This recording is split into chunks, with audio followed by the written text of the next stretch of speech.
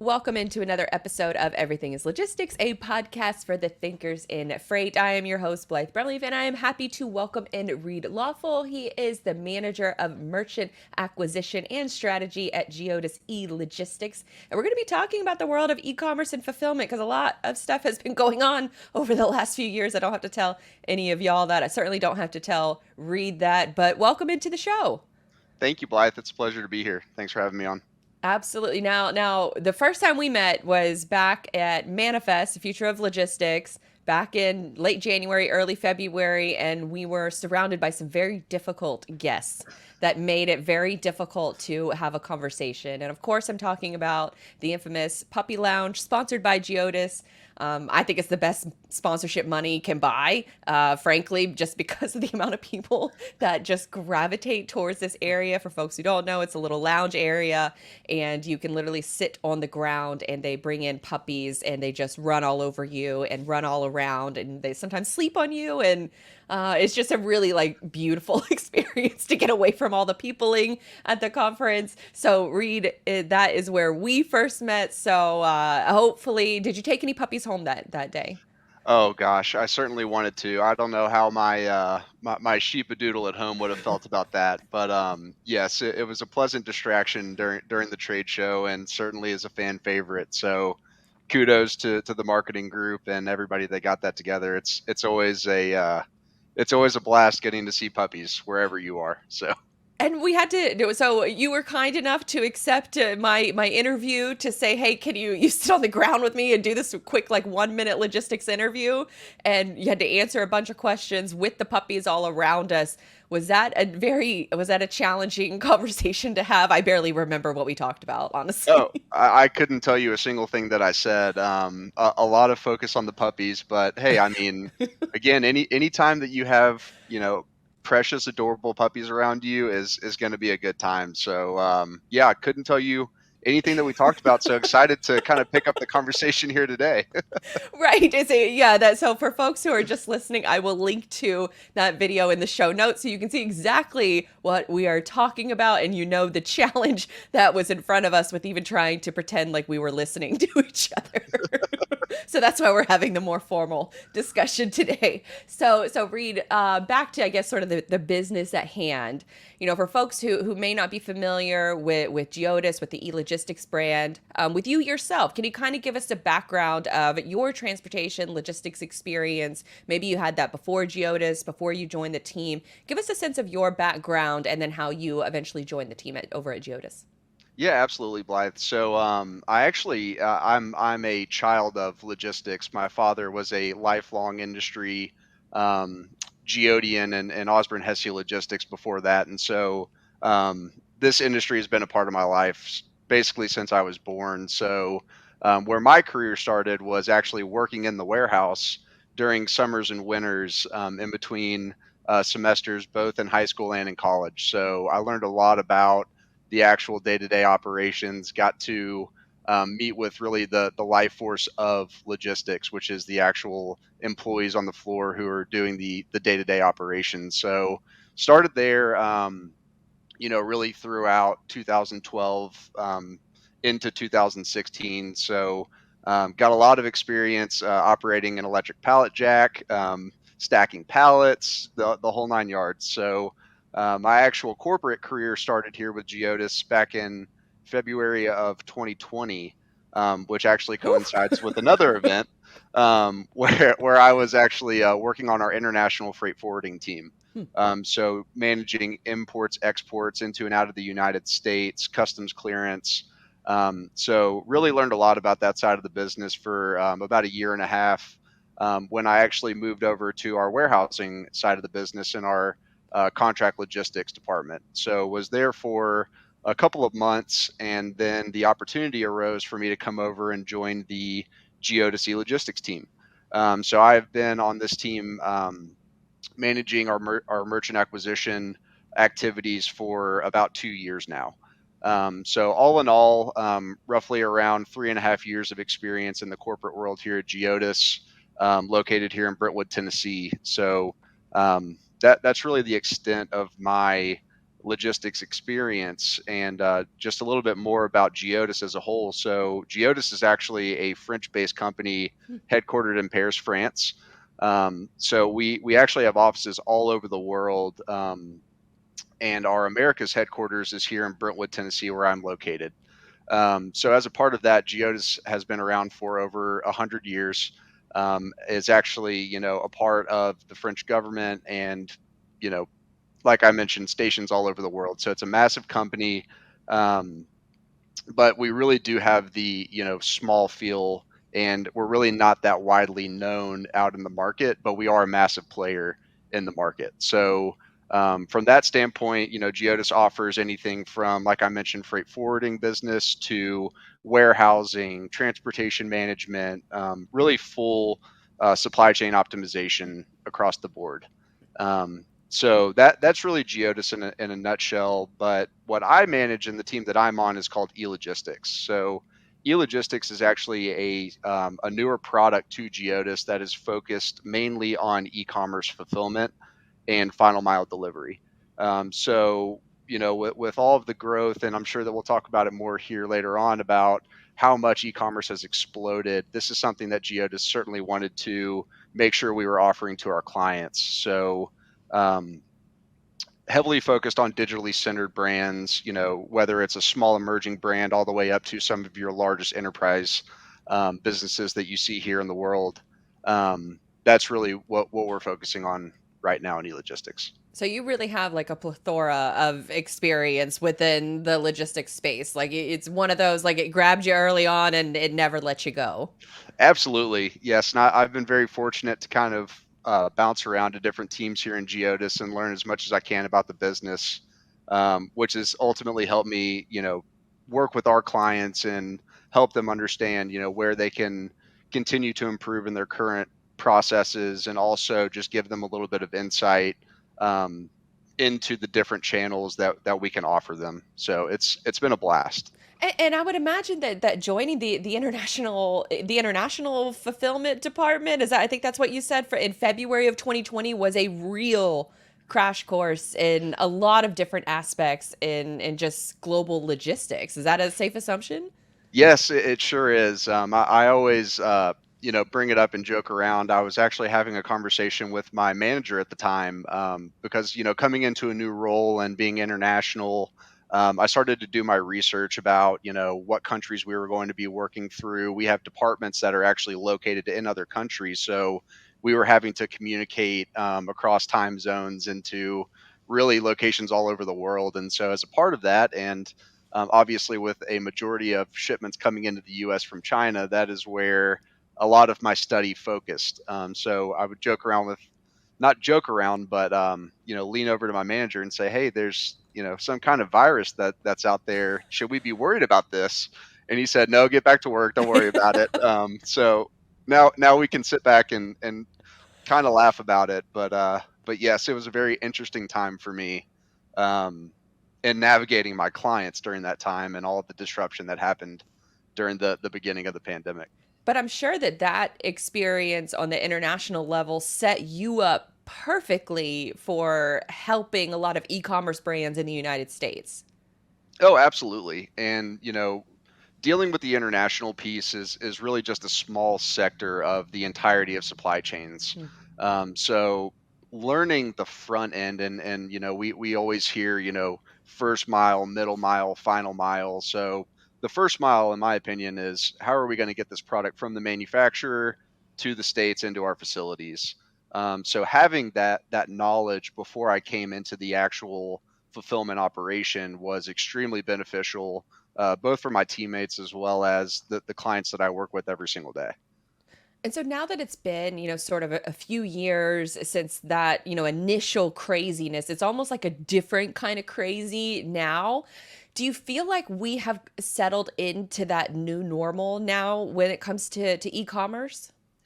I believe so. I mean, it's such a volatile market that I only see growth opportunity Mm. in this market. I mean, the pandemic, I mean, for obvious reasons, it drove folks home. It reduced the amount of exposure that you could find in a brick and mortar store, or your ability just to go out and do your traditional shopping. So it really did drive e-commerce, and it drove these brands to think differently about how they were going to reach their clients, and it really just caused an explosion for e-commerce. And so when we, I guess, when we talk about the companies that maybe you're working with, is on the e-logistics side of things, is it, kind of a specific commodity? Is it a specific thing that they make? Is it, a certain revenue? What kind of customers are good for GEODIS e-logistics brand? Yeah, so I mean, and I'll answer that question with a little bit about how we operate, Mm, right? So we heavily utilize robotic systems inside of our facilities. So that's a mixture of Locus Robotics as well as our brand new state of the art Exotech facility here in Nashville, that are catered to e-commerce brands. mm, So when you think about these robotic systems, they have their limitations, right? So the way that I typically describe it is whatever will fit inside of the tote that goes on the robot is a good fit for us. So that could be anything from, fashion apparel, shoes, fast moving consumer goods. We do have some food grade capabilities, so shelf stable food products are also on the menu, if you will. And along with that are just small electronics, things of that nature, a lot of toy companies, things that are really being very heavily bought out in the market, in this new e-commerce environment that we're in.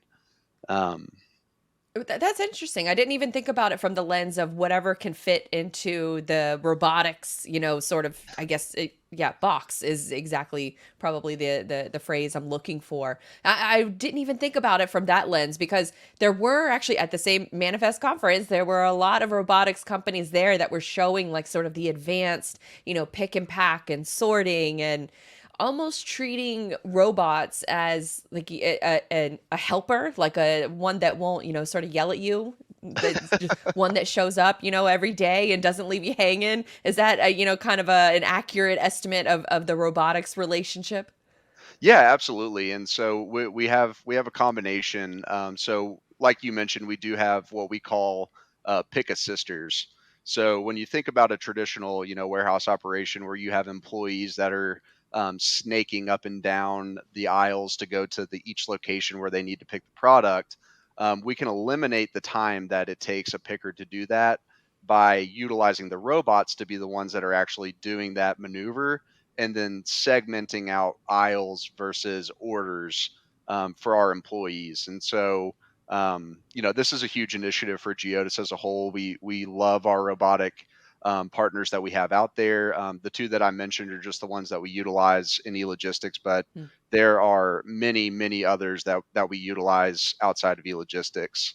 And going back again to the pandemic, when if somebody was unfortunately sick or needed to quarantine for multiple days, if not weeks, using these robotic systems allowed us to keep up with demand by limiting the headcount that we needed, inside of the four walls of the facility. So it was very beneficial, both on the productivity side as well as making sure that we were taking care of our employees and making sure that they had the ample amount of time to recover and make sure that they were healthy and not have the pressure to come back to work, right away. So it was a great, great outcome for Geodis as a whole and how we navigated the uncertainty of the pandemic.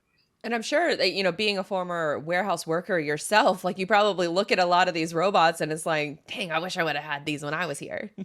Oh, well, I mean, I was in the best shape of my life when I was working in the warehouse, so I certainly enjoyed the activity. But it would have been very nice to work alongside some of these robotic systems. And anytime that I can go to a facility, to either help pick or do anything, even today, I love working with them. It's great.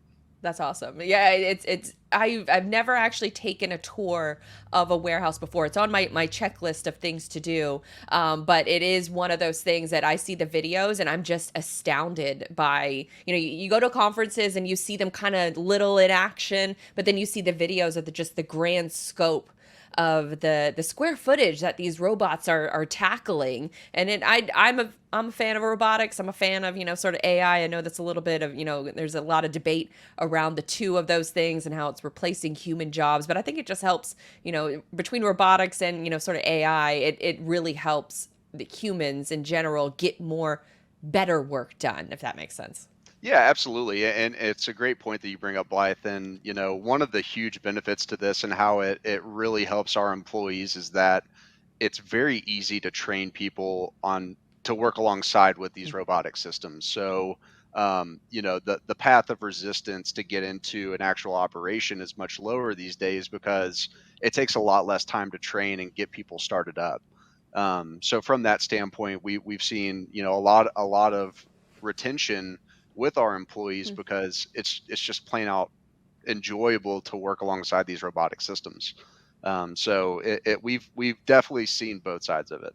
So from the brand perspective, how if I'm a brand or I'm an e-commerce brand and I'm doing pretty well and I think I'm ready to offload, a lot of the shipment process, the logistics process, what does, I guess, sort of that sell look like to a business owner like me? How do I know I'm ready to start looking for, a 3PL provider? Yeah, it's a great question, and I think that it really does vary by brand, right? Hmm. So, a lot of these brands are very focused on the experience and the unboxing and the product itself and the sales and the marketing and all of the things that go into making a business successful. And so, I'm sure that if you took a survey and asked 20 different business owners, at what point did you know you needed some help with your outsourcing your logistics, you'd probably get 20 different answers. Hmm. But at the end of the day, I would probably say that it gets to the point where you have no time besides fulfilling orders. And once you reach that point, and again, I mean, you could have a staff of just yourself and your wife at home packing up in the garage, or you could, go out and find your own space and you have a staff of 10, however many employees that are doing that. Um, so it really is a case by case situation where we have seen that once brands get to that point where they come and they have a meeting with me or someone on my team, they say, I have no time in the day to do anything but fulfill orders. I am up until midnight, 1 a.m., 2 a.m., 3 a.m. in the morning doing nothing but processing orders. So I need to get this off my plate. I need to focus on my sales strategy. I need to focus on additional products that are going to be launched for, our summer or fall collections. So we certainly see a good blend of that, but it's typically at that tipping point where, it's going to be more advantageous to pay somebody to help you with the fulfillment and focus more on what they started the business to do, which is, sell their product that they love and that they have dedicated their whole lives to. And you brought up something about customer experience, the unboxing experience. Does e-logistics help with that as well? The full, I guess, sort of shipment expectations, the brand expectations of wanting to deliver a really good experience. Where does GEODIS sort of help out with that entire process? Yeah, absolutely. I mean, again, dealing with these digitally focused clients, the product is everything, right? And so and especially when you think about the impact that social media has in today's world. So you go to Instagram, you go to TikTok, you go to any of these platforms where a lot of these brands are selling products. Having somebody that's opening a beautiful box and then showcasing your product is so important. Both to the brand experience as well as getting the attention of new clients. And so the way that we support that is, we work with brands that have what we call branded packaging, Hmm. and we allow them to bring said branded packaging into our facility. And what we would do is essentially create a value added service out of that to say, for each of these orders, you want to bring in your own box that has, a special paper inside of it, and we want it to have a bow on it and maybe even a handwritten card. And so, from our standpoint, it's certainly something that we are cognizant of and want to support our clients on. And in the e-logistics network, we're actually multi-tenant environment. So in all of our facilities, your brand could be commingled with another brand, all within the same area of where we're doing fulfillment. So it does get a little challenging for us on the pack out side where, if we have 50, 60 brands that are inside of our facility that all have to have their own branded experience, and um, it's really a long drawn out process. And so to keep up with volume and keep up with the demand, sometimes we do have to pull that back and limit it. Hmm. It really does depend, but it is something that we are continuously, looking at partners and other providers that can support us with bringing more of that value added service to our clients. So it's certainly something to navigate. That's for sure. Yeah, I would imagine that that's got to be a whole each brand. If they have their own unboxing experience, I almost imagine that they need their own little like sort of sorting area within the warehouse that one person is almost dedicated to. Is that kind of, I guess, the lay of the land or how you're tackling it? I don't know how else you would tackle it. Yeah, absolutely. And it depends on really the size of the brand. And you asked me a question earlier about what size brands we go after, whether it's revenue, what have you. But really, what we like to see is what's your volume. Hmm. So, how many orders per day do you have? How many orders per month do you have?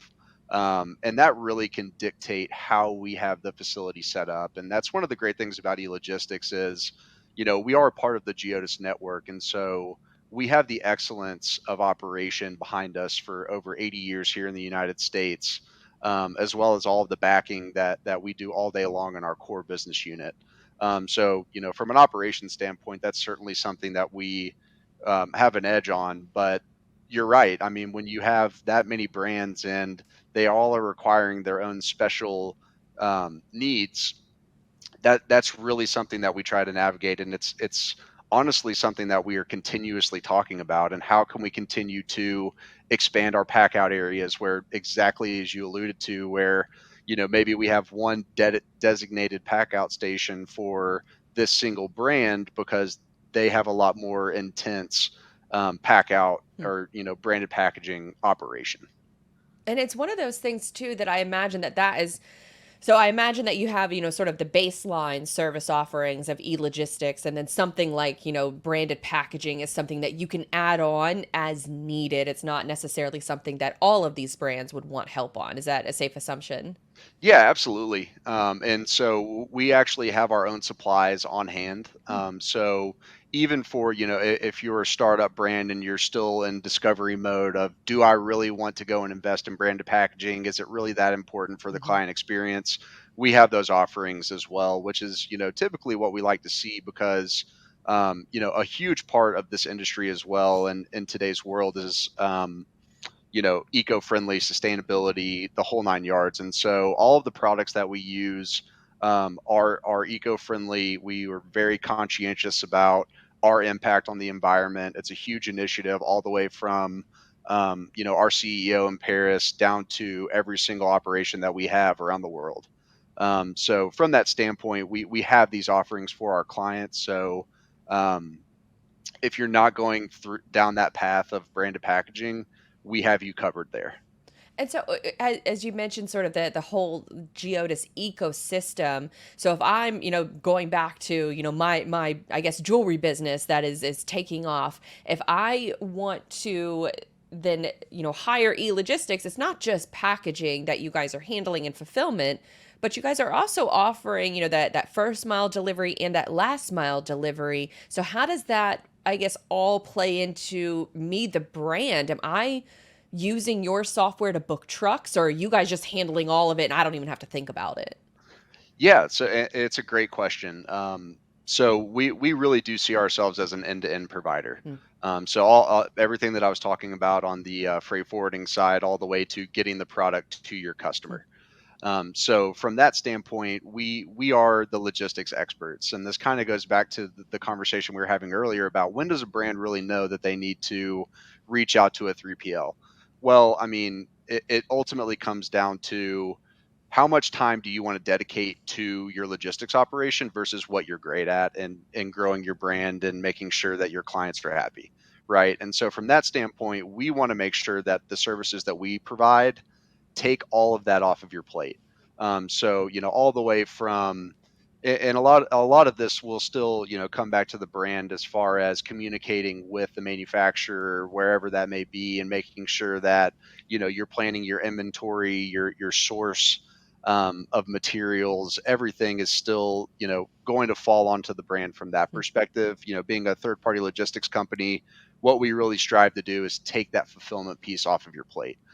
So that's everything from when we receive an inbound order into our facility of bringing those pallets off of the truck or the boxes if they're floor loaded, getting them into our storage, whether it's decanting every single box into a bin location or putting full pallets up into racking, and then actually integrating with your system to make sure that we're keeping up with both the orders that are coming through as well as keeping your inventory up to date so that you are aware of when you need to be scheduling other, inbound orders or anything like that. So, all the way to the actual pack out and Mm. fulfillment, right? So we handle the pick pack.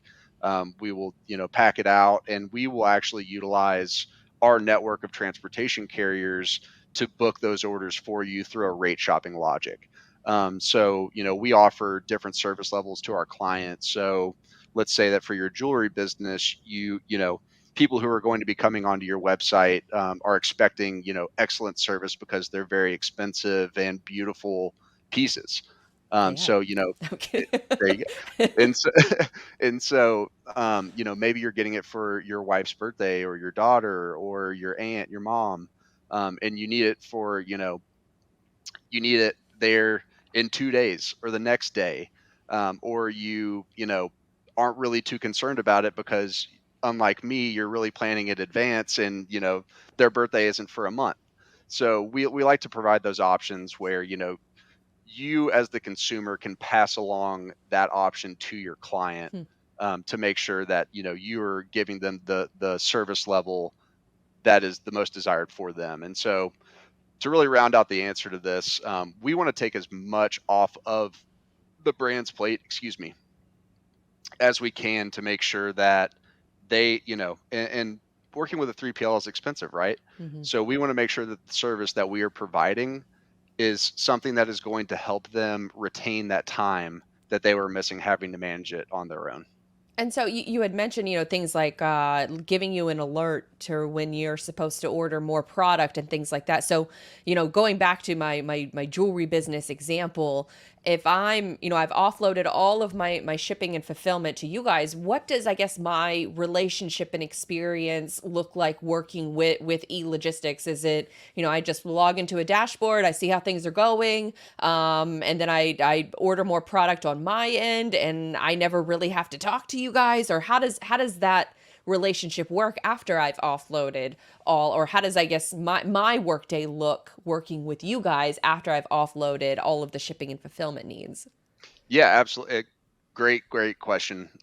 So we actually have what we call the My eLogistics portal. Hmm. That is a brand new proprietary software that we have developed, through working with brands. And so basically, what this does is it gives you exactly what you described, an online dashboard where you can go in, log in every single day, from your cell phone, from a tablet, from your desktop.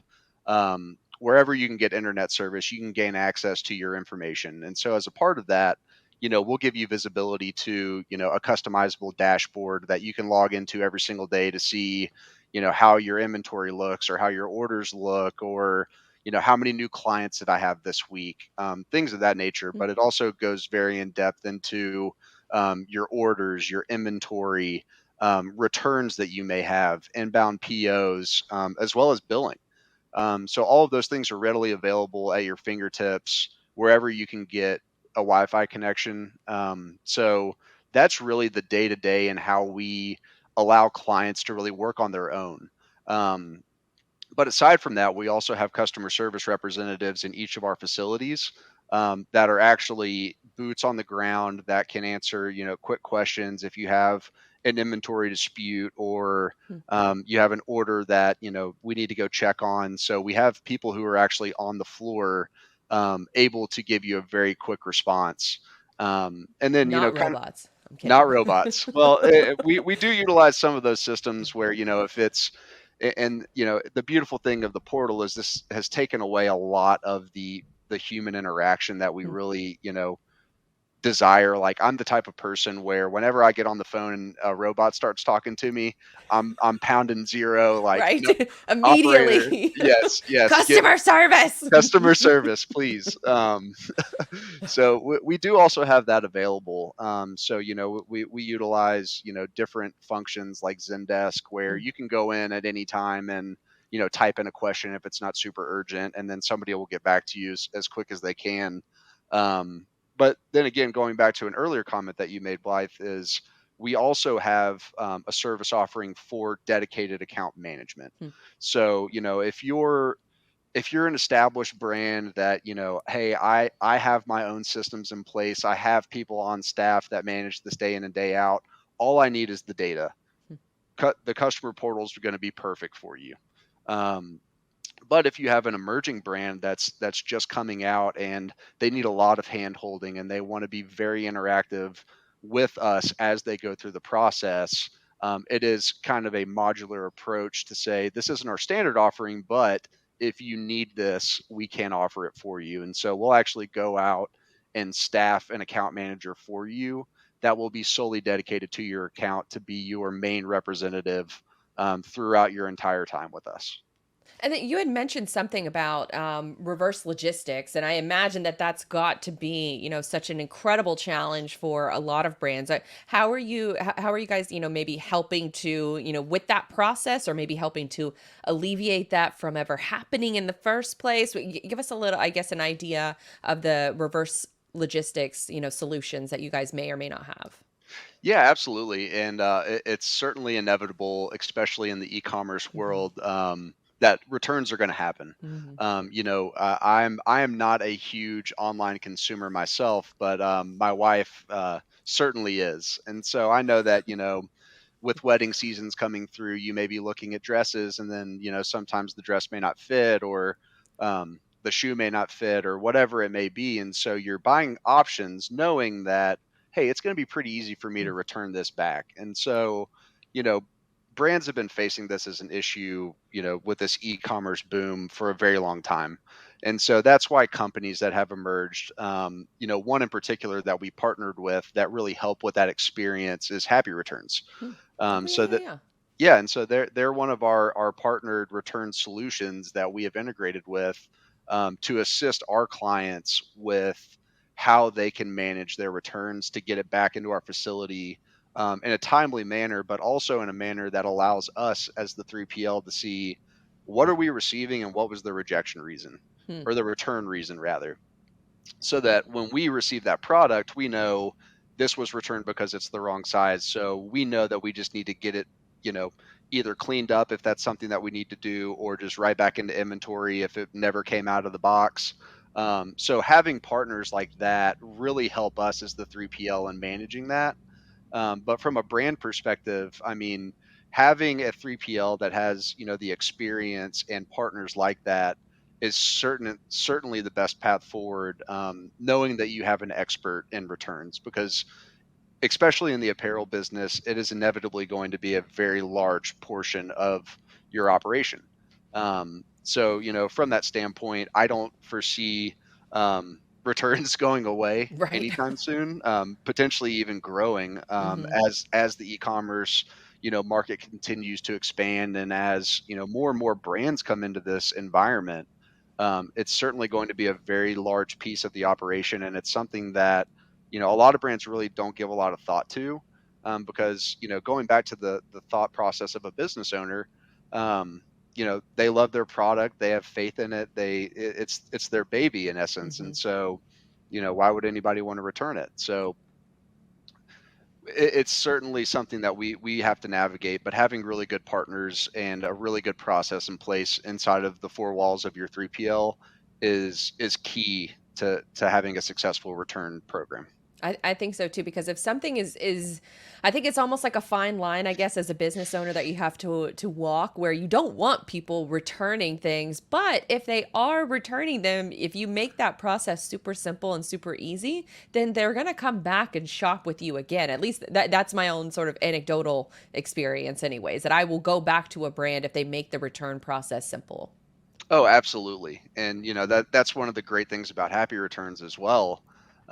Is they actually have a dashboard depending on what type of products you have that is in customer facing. So instead of having to go, to the customer service team or reach out to somebody that's actually on staff, they have a very easy process that says, here are the options for why you want to return this product, here's the label, put it into the box, slap it back on, and then they have drop off locations, all around the country where you can actually go drop it off, and then it's a very easy process.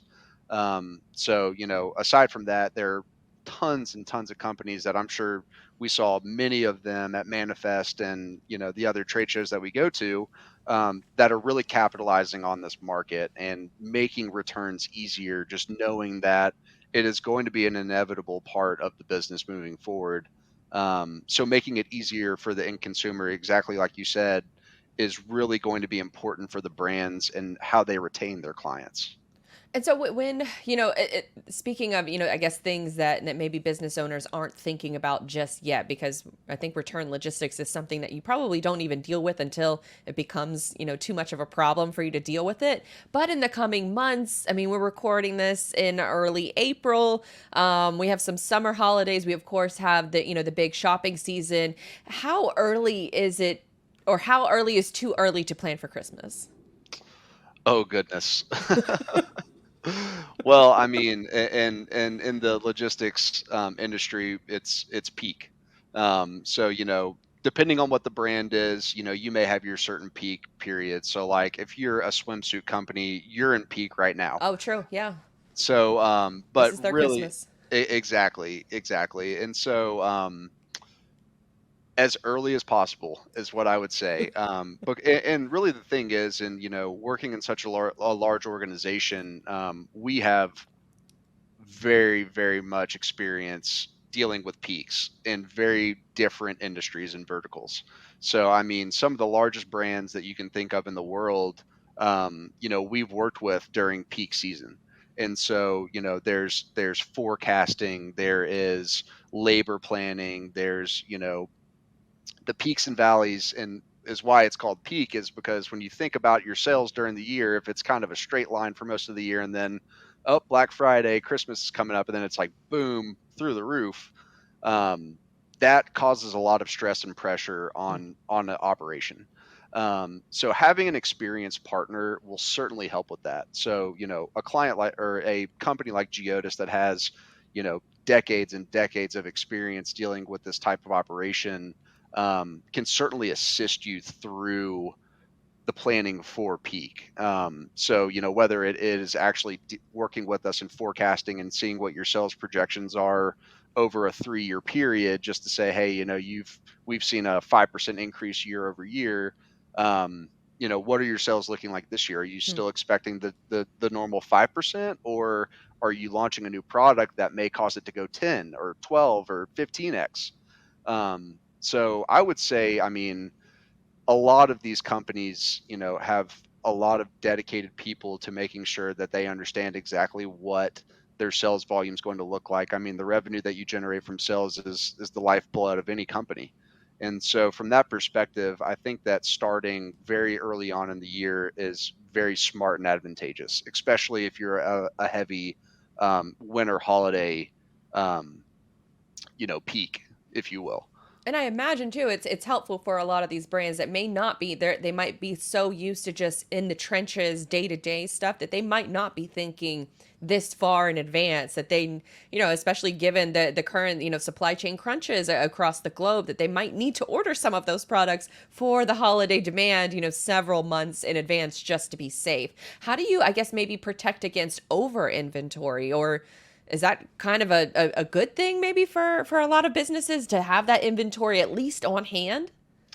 Yeah, so Blythe, that's a great point that you bring up, and it's certainly something that has both been beneficial and has been, a company killer Hmm. over the past couple of years. And so, taking a step back into my freight forwarding experience at the height of the pandemic, when ports were shut down and factories were shut down overseas, there was a lot of fear in the U.S. of my inventory levels. How am I going to get the materials over here? I mean, lead times went from 30 days to 70 days on when you could expect to receive an inbound shipment. And even that was still a guessing game Hmm. because, you have these ocean carriers that are bringing over hundreds and thousands of containers. And, I don't know if you remember or not or saw it in the news, of, 15, 20, 30 of these massive vessels 70. I just think it got up to 70 at one point. 70 exactly, just sitting out in the water waiting to get a berth at the dock. So it caused a lot of uncertainty, and in my opinion, I think that it caused a lot of panic in the market to say, hey, we don't know if COVID is going to continue on for 5 years or 10 years, or if another variant comes out or whatever it may be. And so I think that that drove a lot of people to overbuy on Hmm. inventory. And so what we're seeing now in the market is that there's kind of that COVID hangover of, hey, we bought 3 years worth of inventory because we didn't know if, the containers were going to, or if equipment was going to go away again or capacity or anything like that. And so you have some brands that are sitting on a ton of excess inventory and it's got to go somewhere, right? And so one of the big things that we've seen is that some brands have so much inventory on hand that it almost causes a very large business disruption from a storage cost perspective. Hmm. So, I mean, if you think about warehouses that have tens of thousands, if not hundreds of thousands of square feet. Yeah, those buildings are pretty large, but if you're talking about 3x the normal inventory that you typically have on hand, and then the sales aren't justifying it, or what we call in the industry the turns, meaning the inventory that's coming in is going back out. It can cause a lot of pressure not only on your bottom line, but also for operators like myself, because the last thing that you want is to just have a warehouse full of inventory that isn't moving. Um, and it's not good for the brand. It's not good for the 3PL. So yeah, there was a lot of concern around that during COVID, and I do think that we are coming out of that a little bit. And obviously with the state of the economy and how things are going, buyers may be a little bit more reluctant to um, spend as much money as they would. So whether that's going to continue to go down that path, or if we see a little bit of a rebound where the buyers are coming back, it's a very tricky situation to navigate right now between the economy and the buyer and inventory levels and management. Are there any, are there any other, I guess, maybe challenges or opportunities within those challenges that exists for ecom brands right now? Yeah, so I think that from an opportunity standpoint, there are a lot of people who are going to some of the big box stores, right? So you're talking about your Targets, your Walmarts, CVS's, Walgreens of the world, to say, where I may not have had opportunity to go, put inventory inside of those different channels, because I was so thin on my inventory. Now I may have the opportunity to go do that because I have an excess of inventory and, not necessarily need to offload it, but it's providing me a better opportunity to have a omni-channel solution, and that's a big part of the business as well. As you know dir- e-commerce and direct to consumer is a massive growth opportunity for a lot of brands out here, but the Walmarts and Targets of the world are not going away, and it's still all about getting your product in front of as many people as possible.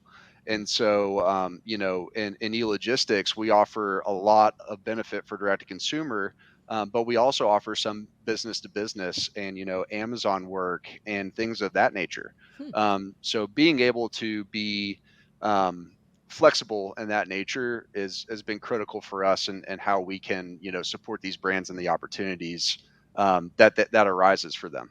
And I'm sure it helps a ton for a lot of these brands that may not know the nuances of shipping. I mean, there's only if you work in the industry, you know sort of most of the nuances, I would assume. But outside of the industry, you probably don't have a clue. And I think that's where a company like GEODIS, with the global approach to the all the different variations and nuances within the shipping industry, you probably have somebody that can speak to that expertise within the industry that they're looking for, I would imagine. Absolutely. And so, as we kind of round out this discussion, I had mentioned earlier about how I am a fan of AI. I'm a fan of robots. So I have been having these ChatGPT type discussions. First, have you played around with ChatGPT at all? I have not yet. Admittedly, I have heard all kinds of great things about it and all the new versions that are rolling out. So certainly excited to immerse myself in that world. Well, I let's wish, start. Let's yeah, start. that sounds great. Because I wish I would have had it, about 10 years ago when I was, doing schoolwork. But right.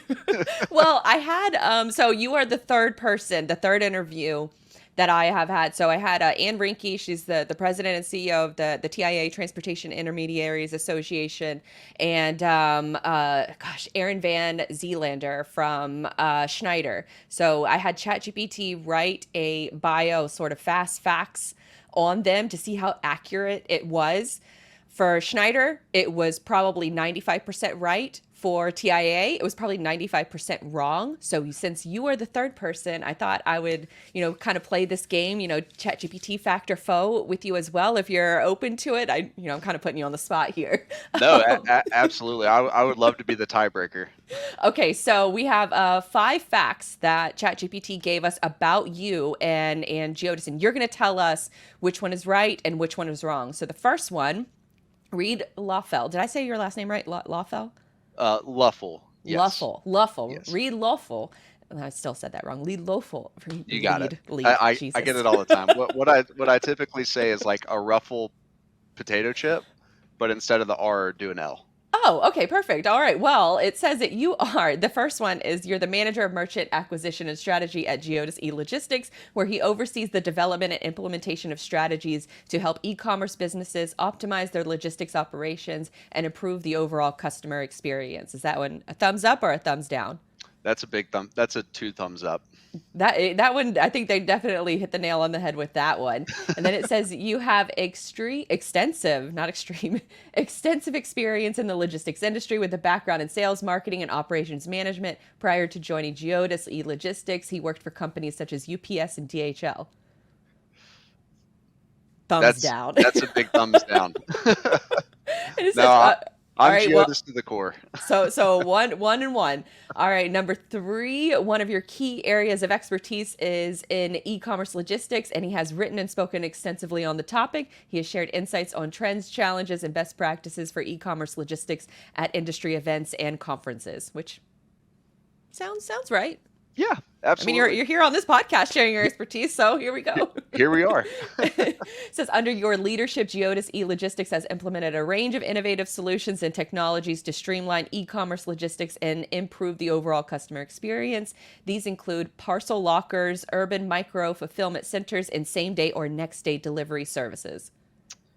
Partially right. I don't know about the lockers, and I certainly cannot take all of the credit here. I have a excellent team that has driven a majority of this. I'm just one pillar. That's a team leader answer right there. I'm gonna That's give right. it a kind of thumbs up, kind of.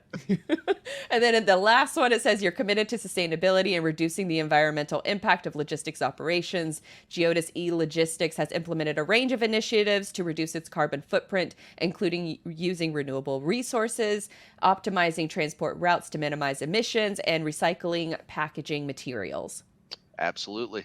So good. All right. Well, I guess ChatGPT, that is they got the facts. They got about say 3.5, maybe 4, right? So you were the tiebreaker on this.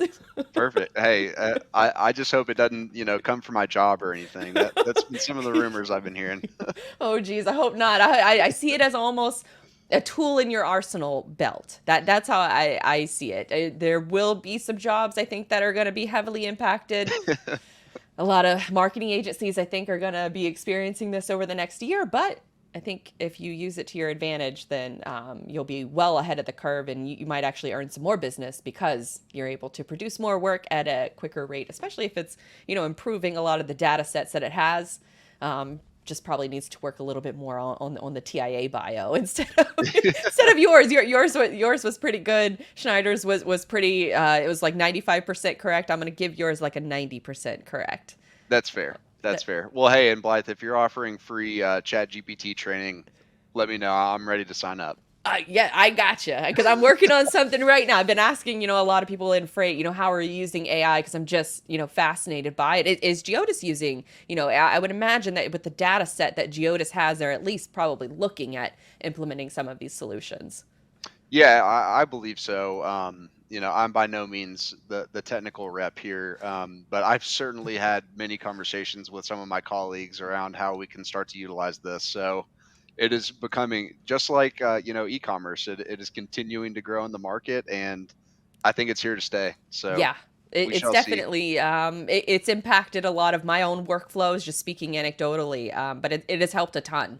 But you do have to fact check it, as I have learned the Right. hard way in that, sort of cringy interview. Not cringy interview, but it was a cringy part of the interview when I'm, singing the accolades of ChatGPT, and it got, a president and CEO's bio entirely wrong. So Mm. that was a good use case of fact checking. All right, Reed, where can folks, follow more of your work, follow, GEODIS if I'm an e-commerce jewelry brand or any other kind of e-commerce brand? Where can I reach out to GEODIS to learn more about the services that can help my business grow?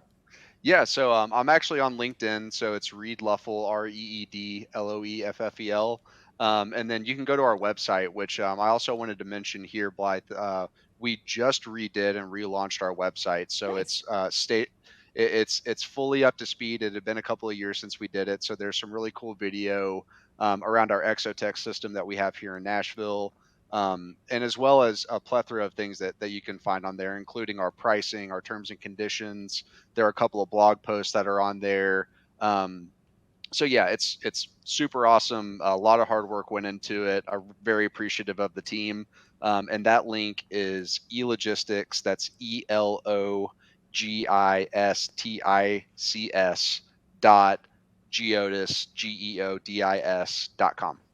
I'm going to make sure I link that in the show notes because we love a website that puts pricing front and center so people are not wasting their time with having pointless phone calls if that doesn't actually fit into their budget. So I'm a big proponent of that, and I'm making a note of this right now so I can include that in the show notes. So, Reed, appreciate your time, appreciate your expertise. I will also put a link to the show notes in with the puppy video as well, because we all know that is the great part of this conversation as well. It's not just helping e-commerce companies, but helping people, take a little break by looking at puppies. Absolutely. Well, Blythe, it was a pleasure. Thank you again for having me, and yeah, super excited about this, and I really appreciate the opportunity to come talk with you today. And likewise, thank you so much for sharing your expertise. It was fun. We'll have to do it again. Yeah, anytime.